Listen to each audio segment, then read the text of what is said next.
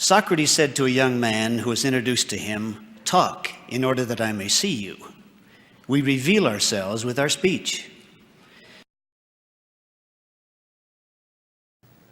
God has given each of us one or more special talents.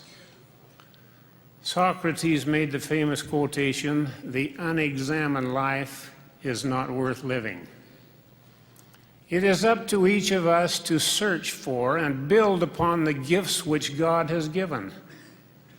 We must remember that each of us is made in the image of God, that there are no unimportant persons. Everyone matters to God and to his fellow men.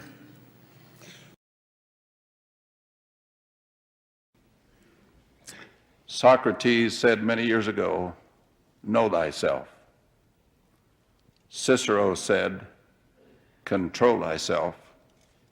And the Savior said, "Give thyself."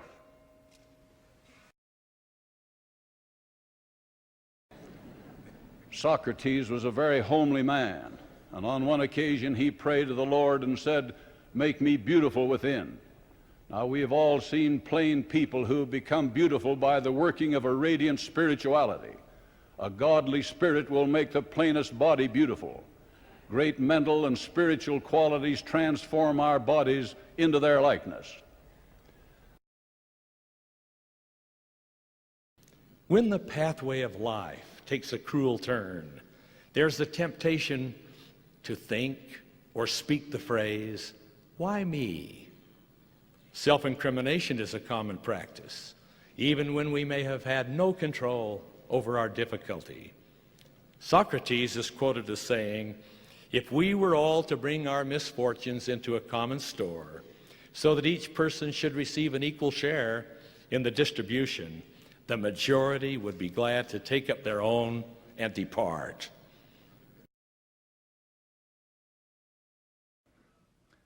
There's a young man came to Socrates one time and said, "Mr. Socrates, I've come 1,500 miles to talk to you about wisdom and learning." He said, "You're a man of wisdom and learning, and I'd like to be a man of wisdom and learning. Would you teach me how to be a man of wisdom and learning?" And Socrates said, "Come follow me." And he led the way down to the seashore. Then they waded out into the water up to their waists. And then Socrates seized his friend and pushed his head under the water.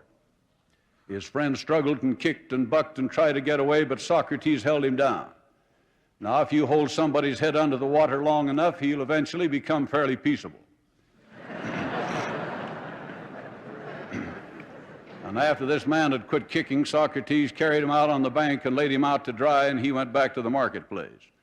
After this man had thawed out a little bit, he came back to Socrates to find the reason for this rather unusual behavior, and Socrates said to him, "Now, when your head was under the water, what was the one thing you wanted more than anything else?" And he said, "More than anything else, I wanted air." Socrates said, "All right, when you want wisdom and learning like you wanted air, you won't need to ask anybody to give it to you. Now, when we really want to be followers of the Master, when we really want to be disciples in capital letters, then we don't have any more problems."